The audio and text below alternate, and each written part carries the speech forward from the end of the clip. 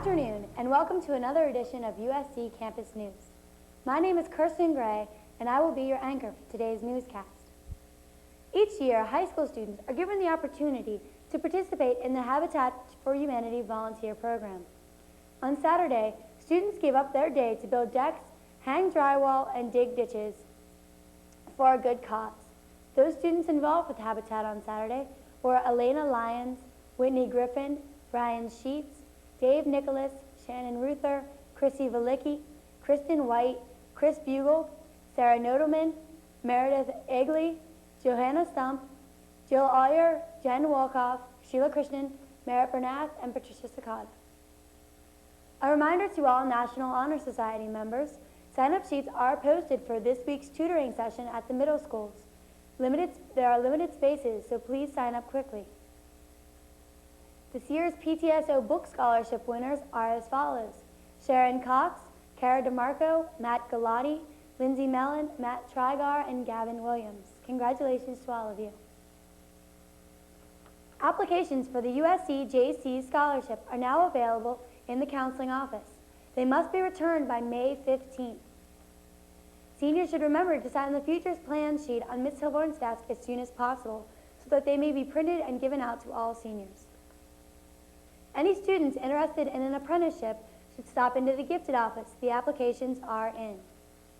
USC's annual Community Day is scheduled for May 11th. Come show your community spirit. The festivities will begin with the parade and continue throughout the day with events and games for all ages. Thank you for watching USC Campus News. This has been Kirsten Gray. Have a great day. Good afternoon. My name is Kirsten Gray for USC Campus News Special Features. On Mondays and Wednesdays, 12 3-year-olds and Tuesdays and Thursdays, 12 4-year-olds attend the high school's special child care program. Throughout this piece, you will meet many special children along with several high school students who would both agree that this program is one of the best classes the high school has to offer. I hope you enjoy this small insight into the child care program offered here at the high school. Delivering newspapers. Do you guys get newspaper at home? Anybody? No. Well, today we're going to make very special letters. These are special letters. They're called postcards. What about this? Cutting your blue. You want to write your name?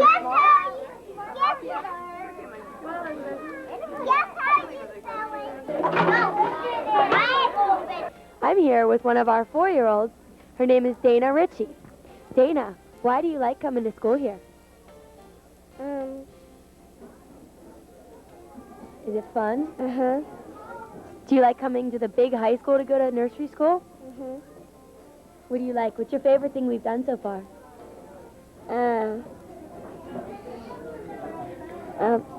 The sand. You like to play in the sandbox? Oh, okay. Thank you. Why are you wearing green today? Because St. Patrick's Day. Yeah. Okay, thank you. Hi, Mommy, Daddy. Go.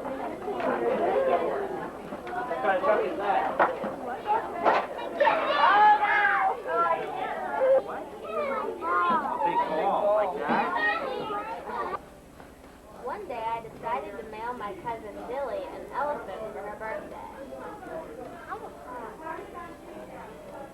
Just as it always did, one of the lumps was a little bigger than the other, but Jeremy didn't know. I'm here with 2 senior members of the Child Care 1 class here at the high school. Linda Davin, Meredith Eads, and we've brought along with us Ralph, the pet hermit crab, for the child care class. Meredith can hold that. Linda, what do you like most about coming to child care every day?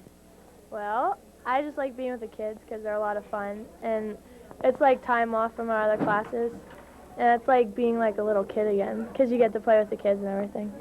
Meredith, why do you enjoy it so much? I like coming to play with the kids. It's fun. It's a neat class to take, different from all of our academic ones. And Ralph, any comments? He's a little shy right now. Oh, okay, Ralph's being a little shy. Do your plans after high school include anything to do with children? Yeah, I'm going for elementary education. What college are you going to be attending? Indiana University. And Meredith? I'm also going to elementary ed. I don't know college yet. Okay, well, we wish you luck, and thank you.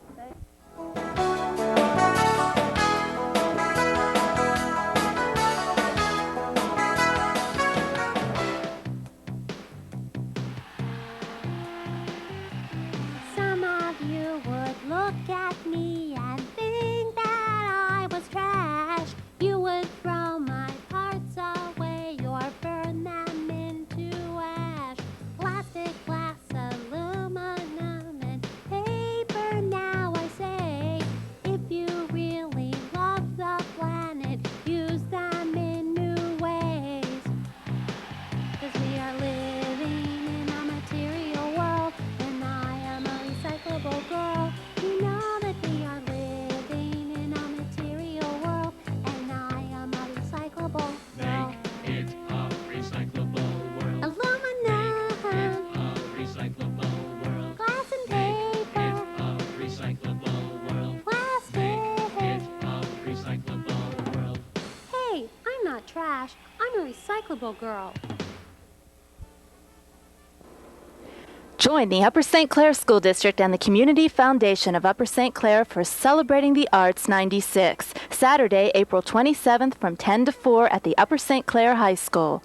Exhibits and demonstrations by talented local artists will feature oil, acrylics and silk painting, pottery, caricatures, dance, and storytelling. So come celebrate the arts Saturday, April 27th at the Upper St. Clair High School.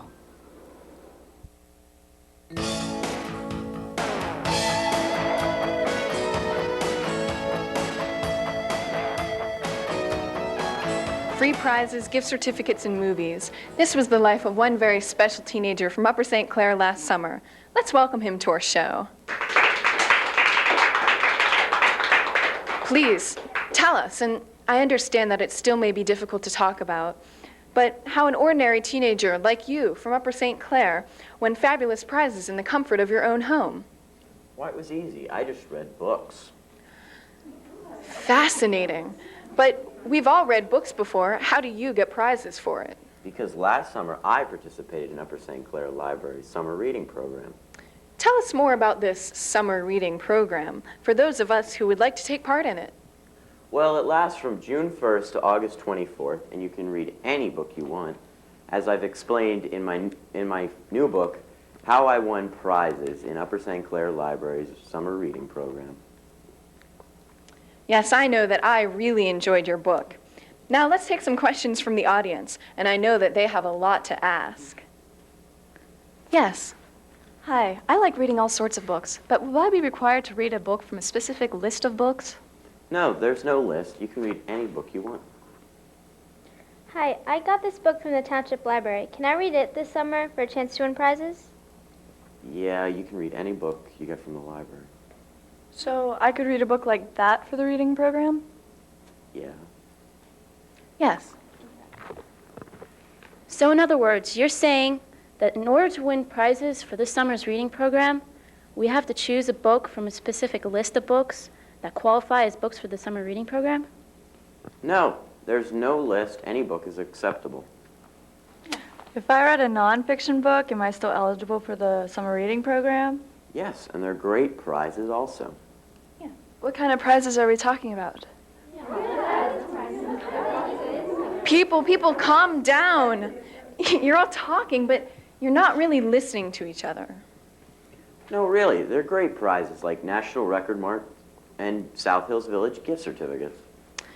Well, it looks like we've run out of time for today. I'd like to thank our very special guest today for coming in and enlightening us on all the benefits of the new summer reading program. Let's give him a hand. I'd also like to thank our wonderful audience. You guys were great. Give yourselves a hand. But reading is really the best prize of all in today's story. I think we'd all be a little bit luckier if we read more each day. And as I always like to say, if you can read, you can touch the world. Thank you.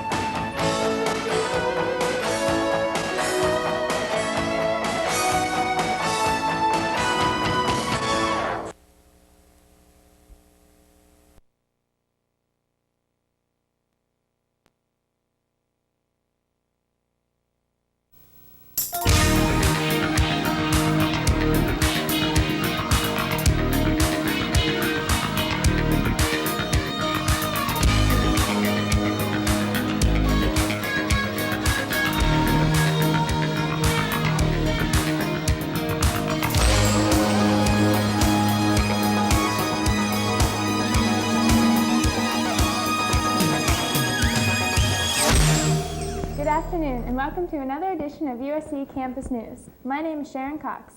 And my name is Kirsten Gray, and we will be your studio anchors for today's newscast. Congratulations to the members of the USC Envirothon teams who placed first and third out of 25 teams competing in the 8th Annual Allegheny County Conservation District Envirothon. The members of the winning team will represent Allegheny County in the state competition. They are Alicia Hoffman, Aaron Schinzel, Sean Wiesert, Jill Oyer, and Jen Pasternak. The members who placed third are Andy Kinney, Matt Rolls, Brian Pye, Jen Nesbitt, and Ron Hobbs. Congratulations, Envirothon teams, and good luck at the state championship. Congratulations to track members Becca Desmond, Amy Balsinger, and Brianna Acamando, who placed first in the high jump competition at the Penn Gate Relays last Saturday. Upper St. Clair JC scholarships are now available in the guidance office. For all seniors, $1,000 can help out a great deal, so hurry and apply for this scholarship. The deadline is May 15th. The SAT 1 and SAT 2 exams will take place on this Saturday, May 4th at the high school. Room assignments will be posted outside of the guidance office starting tomorrow, April 30th. Students are to be at school by 8:15 a.m., but be aware that there is a volleyball tournament this Saturday, so they are recommending that students get dropped off or come very early to find parking. Please bring 2 number 2 pencils and the calculator. Tickets for the Pittsburgh Pirate game at Three Rivers Stadium are on sale now in the athletics office for $8 each. The game is on Sunday, May 5th, and the Upper St. Clair varsity baseball team will be playing Chartiers Valley immediately following the game. The boys track team finished 5th out of 18 teams at the West Penn Relays Saturday. Winning the 3,200-meter relay was the team of BJ Fife, Scott Martin, Joe Alessandro, and Blake Olak. Congratulations, boys track, and good luck at the Baldwin Invitational this Friday. Congratulations to the Future Problem Solving team for placing first at the state competition. Team members are Pat Weaver, Jen Welkoff, Merritt Bernath, Emily Dell, and Tom Beers. The team will now travel to Rhode Island for the international competition. This has been Kirsten Gray and Sharon Cox for USC Campus News. Thanks and have a great week.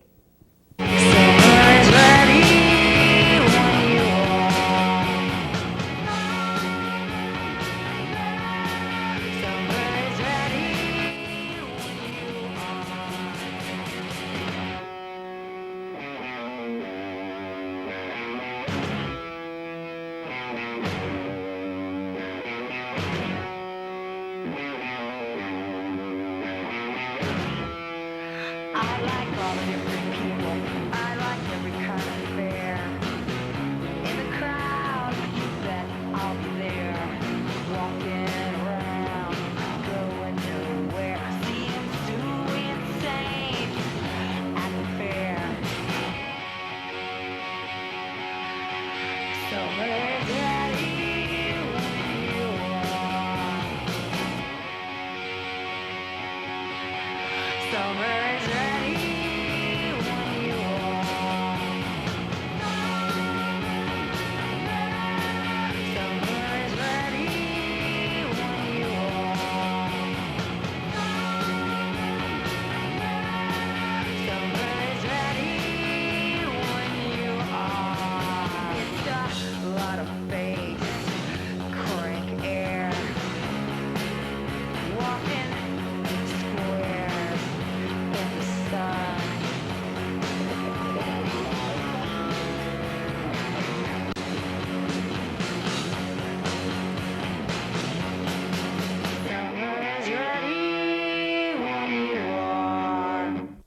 Good afternoon, and welcome to another edition of Sports Talk on USC Campus News. I'm Bob Worley. And I'm Gavin Williams. Bob, I'd like to welcome you back to the show after a brief absence due to illness. Thank you, botulism.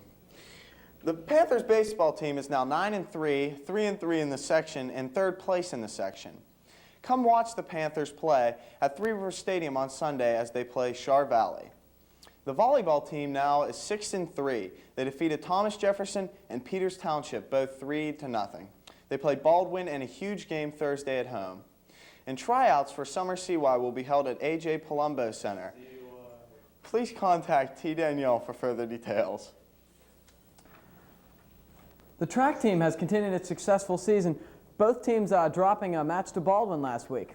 The girls finished at 7-1 and are tied for the section title, the first time since 1991, while the boys finished at 6-2.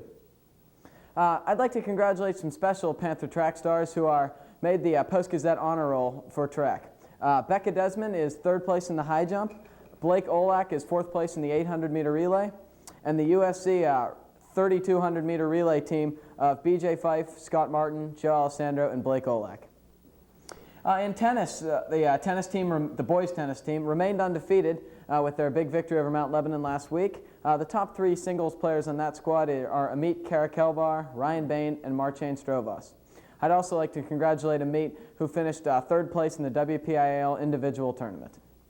And the softball team continues their successful season, paced by seniors Cheryl and Suzanne Click, Jen Pasternak, Carissa Tenner, Lisa Sherfinsky, and of course Kristen Cox. Now it's time for the point-counterpoint segment. Bob, there's a pretty big game coming up this week, if I do say so myself. Simply huge. Thursday at home, 7:30, Upper St. Clair. Be there, support the Panther volleyball squad as they face always perennial champion Baldwin.